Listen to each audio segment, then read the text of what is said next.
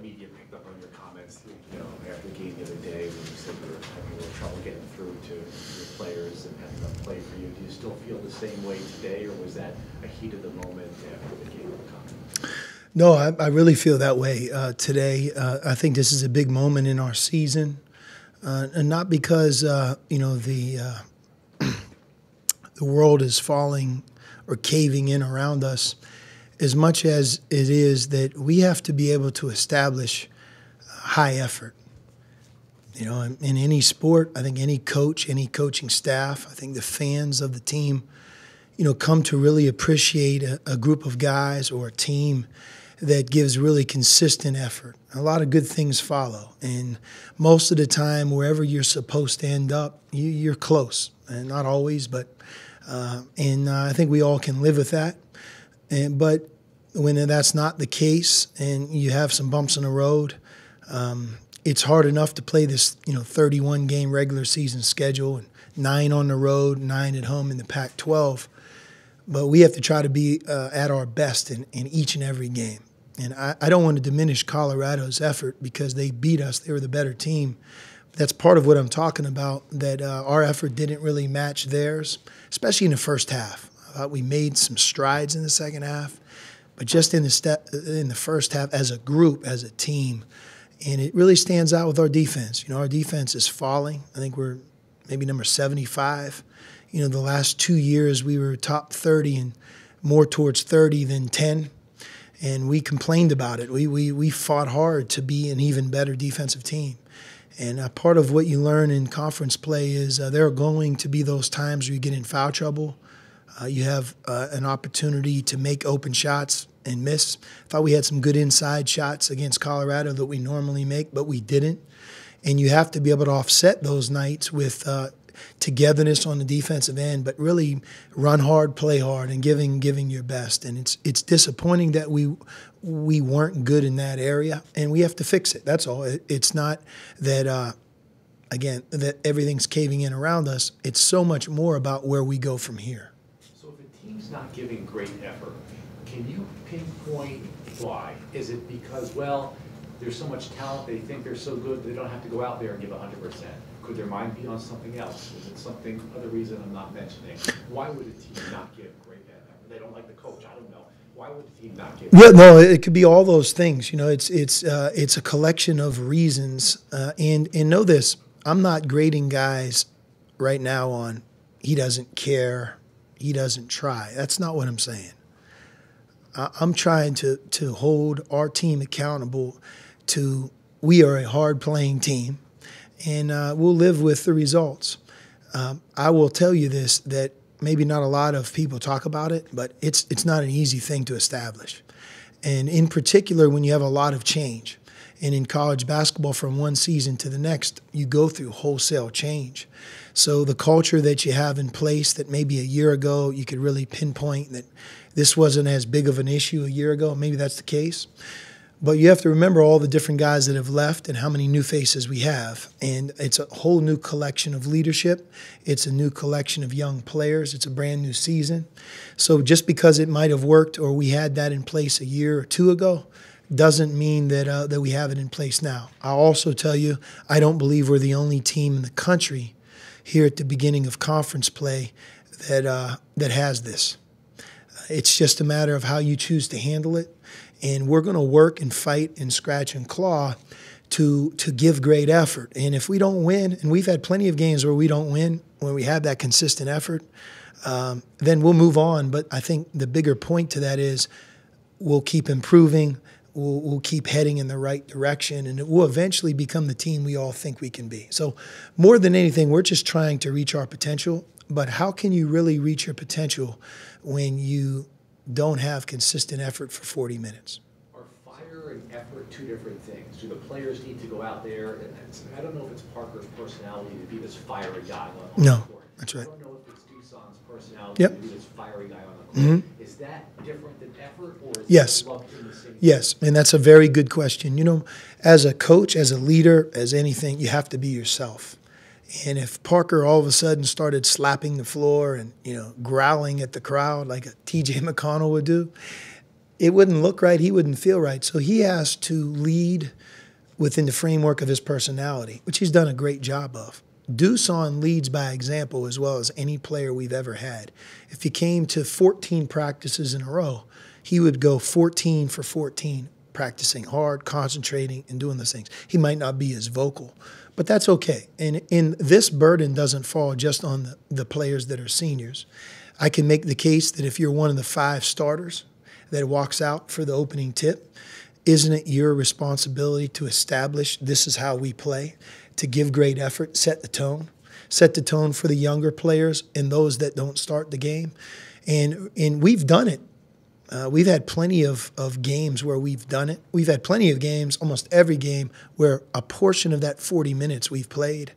But I think the defensive numbers that we have right now through 16 games are as much of a direct reflection of how hard we play all the time than it is do we know what to do or our ability level. Maybe our upside, maybe the best we can be is a top 50 defensive team. I aspire to get our team to that number. And to get there, the first thing that has to be in place is that we're playing as hard as we possibly can. Unquestioned effort, and we're working hard at what we do. You know, I would say this about our team. We practice well. That's a whole nother issue. You know, sometimes what you do every day matters, and we've really practiced very consistently. But the other day at Colorado, we had a quick turnaround. We had a big win again at Salt Lake City. Had a noon game, an early game. That's not an easy trip for any team, and had a really inspired Colorado team that played well. Maybe we weren't going to win anyway, but we certainly contributed to our demise by the first half that we played. We were so fortunate to be down 16 points. We could have been down 25 points easily, and I think Colorado would know that as well watching the film. If they're practicing very hard, doing well in practice, you must be frustrated when you see the results on the court. This year, and this is your second ranked kind of this year. Mm-hmm. Has this season been pretty frustrating? No, it really has. I mean, every season has their pockets. I mean, I know when the season ends a year ago, we were 32-5. It's like, wow, you guys had a great season. But we fought last year, and we developed our guys. Our younger players got better. We improved as the year went on, but we had our bad moments. Every season has them. I believe that it's more about how you handle those moments. But I want to make sure, because, you know, we get labeled as an ultra-talented team and a team that, hey, we're going to win it all or bust. We're not there. We have to become a group of guys that are really committed to the task at hand, you know, one day at a time, one practice at a time. This week we have a big week. We play Oregon State, who's playing really well, a much improved team. And Oregon is always dangerous, always. They play us tough, and they're only going to get better as the year goes on. So it's a homestand. We have to be ready for both games, and we have to be ready from the opening tip to the final buzzer.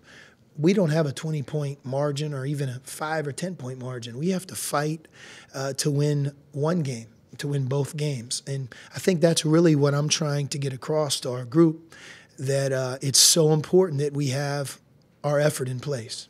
Do you like to make analogies to other sports? I'll give you a baseball one. Sometimes you're just starting pitchers and he gives up a couple runs in the first inning, and then he settles down and has a really good game.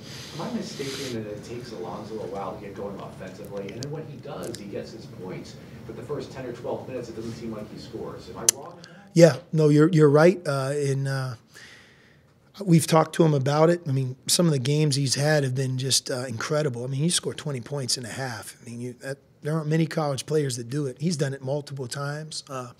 He's just go on this with Alonso. If somebody would have told you through the first 16 games of our season that Alonso Trier would be averaging 20 points per game, shooting 52% from the floor, over 40% from three, more assists than he had last season, 80+% from the line, right? I mean, we all would have signed up for that. I think what we're trying to do is get it to be more even from start to finish. That's my responsibility, though. Once you see it happening throughout the number of times and you watch different teams defend him, we have to help him get more quality shots, I have to keep him going. And then some of it is, and I think Alonso knows this, when you're that marked man and you're the player that he is, it's being really efficient. You might have to run the court full speed 12 times, 15 times and a half to get one wide open three or two shots, right? If you're picking and choosing, you're not fluid, you're not running, you're not doing the little things, you're taking away some of these opportunities. So we're trying to show him that and also trying to help him, I think, get quality looks, especially earlier in the game. We recognize what you recognize. You mentioned that you guys aren't in this boat alone. I mean, 14 AP top 25 teams lost this last week alone. Yep. Pretty sure that's the most ever for a week. But anyway, so you guys are obviously, there's a lot of parity, it seems like, in college basketball these days. How would you assess, I guess, the strength of college basketball and also just the strength of the Pac-12? No teams in the Pac-12 are undefeated through 3 or 4 games. What do you think that says about college basketball and, more importantly, Pac-12 basketball? Well, one thing that's really happened is, with I think the TV contracts of our conferences, Big Ten has one, SEC. I know a lot more about the Big Ten now because, Arch is the head coach in Indiana. But if you guys ever followed their schedule, it's bizarre, because they're playing their conference tournament right at the end of February this year. And so they played 2 conference games in December. But, I mean, they're playing games at like Thursday night and a Saturday noon, back-to-back travel, 3 games in a week. And a lot of conferences are doing that. We just went through something like that. I think that when you make the trip that we made and, you play such an emotional game, a draining game, and you catch the flight, you do the best you can traveling. That next game's on you quickly as the road team, and it's tough. That's why, again, back to my point, all we can control is how ready we are and the effort we play with. But those are factors sometimes that make the win harder, and I think that with some of that, winning on the road has never been more challenging for sure. And I know some of the home teams have lost, but winning a road game in college basketball is tough right now, and that's why if you have the opportunity to win one, it's something you have to covet. So deep down, maybe is there a part of you that says, it wasn't that bad in Colorado. These things happen. It's human nature. What you're saying, everybody else is losing. I mean, is there a consolation there at some level? Yeah, I mean, we're not. I didn't think we would go 18-0 in the Pac-12. We lost to Colorado. That's over with. We split the road trip. When I first came to Arizona, it was you split your road trips and try to win every game at home, and you'll be right there as a contender for the conference championship. Well, so far that's the path that we've gone down. We'll see this week. But I'm not really judging our team on the result of the game as much as how we did. If we would have played lights out and played with tremendous energy and effort and made a lot of plays and, dove on the floor, we were ready at the tip and we lost, I think that's a whole different feeling than maybe you look at that first half. I think anybody who watches the game would say they're better than that.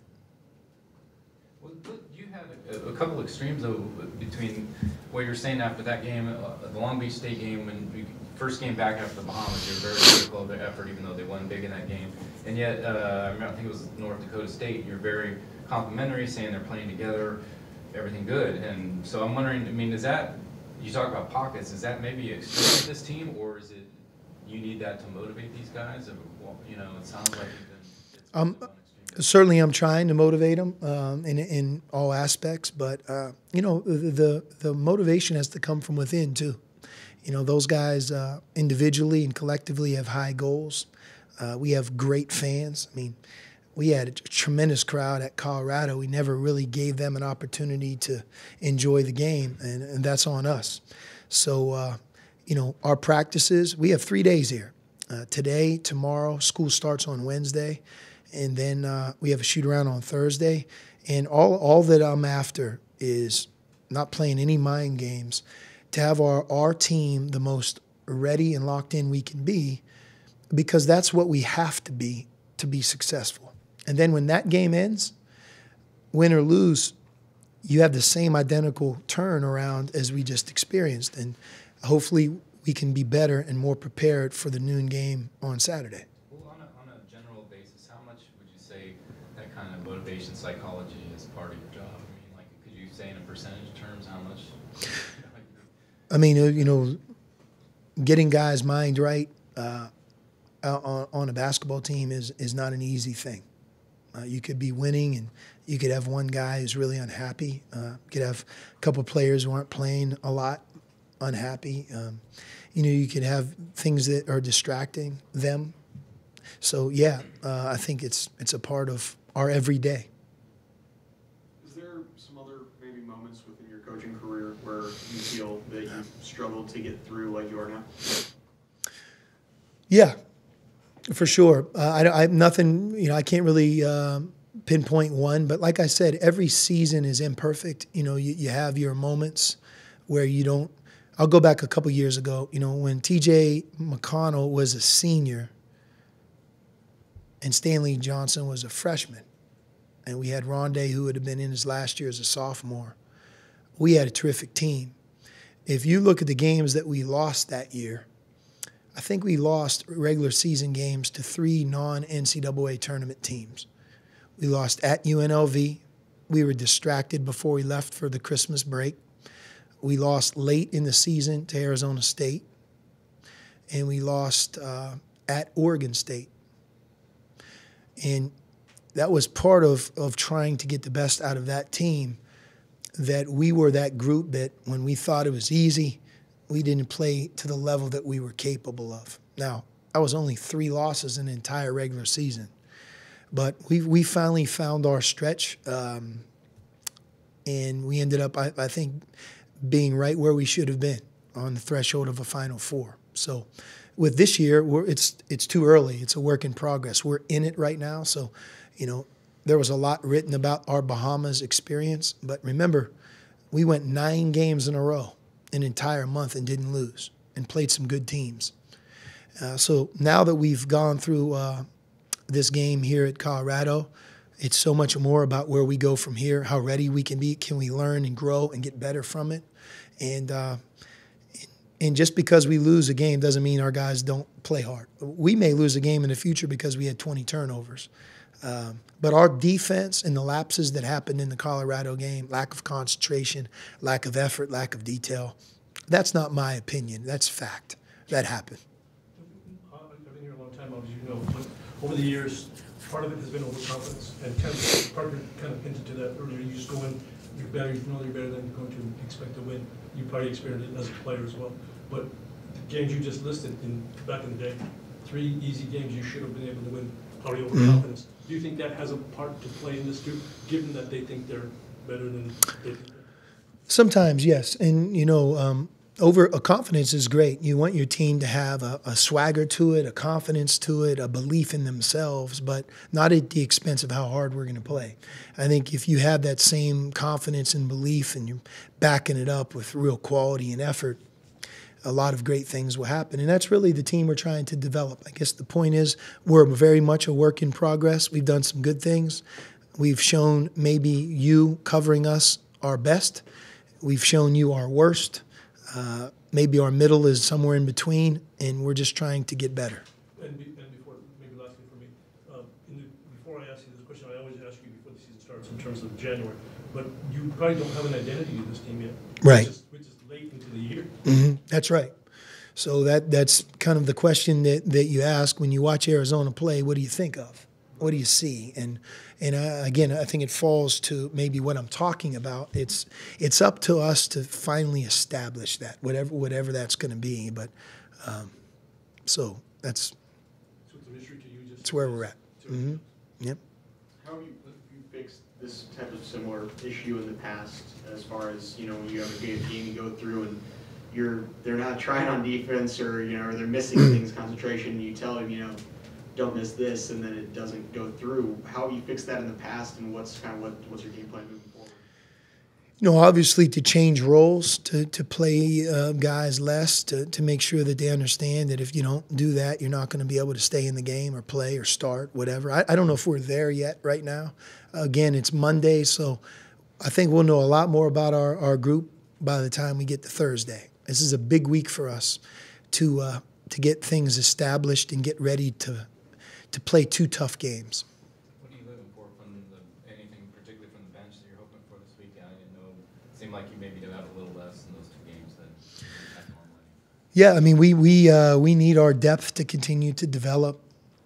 Nothing, no magic wand as much as just trying to, again, solidify those guys and what we're looking for and to utilize them. Part of a hard playing team usually is accompanied by players who don't start, who come in the game and energize the group, change the game. We've had guys like that in the past. So, and again, when you have such a young group that's coming in off the bench, it does take some time. I think they're on the right track, though. I said this other day, but just Emmanuel, is he somebody you might turn to again this weekend? Emmanuel's doing well. He just has to keep working, and he's got a great attitude. We love him. His future's really bright, and we're just trying to figure out what's best for our team now. Because you think what he's did with not only the tendonitis he's trying to learn to deal with, but you sat him out for a couple games. I mean, that could be a recipe for a kid getting really frustrated. But you don't see that too much. He's doing a great job. Coaches, have different things that they're good and bad at. Some guys are labeled X and O guy, or recruiter, or whatever, motivational. Do you feel more pressure on yourself when the motivation or kind of the fix that you need to do is a psychological thing versus like a technical thing or an X and O thing like that? Human nature is you get frustrated to have to deal with the psychology. You wish that was a go-to so you can just move your magnets on the board and do that. But, I think a large part of any sport, the NBA, I think, deals with it a lot. Such a long season. College football, I'm sure, deals with it. But certainly college basketball does. With so much change from one season to the next and a 35-game unbalanced schedule, travel, those types of things that, you have to understand that players believing in themselves, believing in what we do, understanding their role, guys having confidence, guys playing with effort. That's as big of a part of what we do as what play you run. Probably much bigger, being truthful. For Oregon State, you touched on a little bit just with they got Tinkle healthy, they got Stevie Thompson's little brother in there. Is that the difference, those two guys, or what else do you see? Why are they playing so much better? No, they're a much improved team, not only from last year to this year. That's obvious, but I think they're a very, very much improved team from the beginning of the year to now. Like, they seem to be hitting their stride, which makes sense. Ethan Thompson is a great prospect coming out of high school. He's having a tremendous freshman year. Steven is proven. He's now an upperclassman and doing a good job. Very good guard, one of the best in our conference, I believe. And Trace Tinkle, if he didn't get hurt a couple years ago, didn't get hurt last year, Oregon State would have been really good. I think he's averaging 18 points a game. So he's, in my opinion, one of the best forwards in our conference. So they're physical, they play hard, and they have a lot of confidence right now. If you look at the scores of their last 3 games, they beat Colorado handedly, had an opportunity to beat Utah, and beat Oregon. So although they played 3 of their games at home, I think you can see what I mean when I talk about that they're playing well. Yep.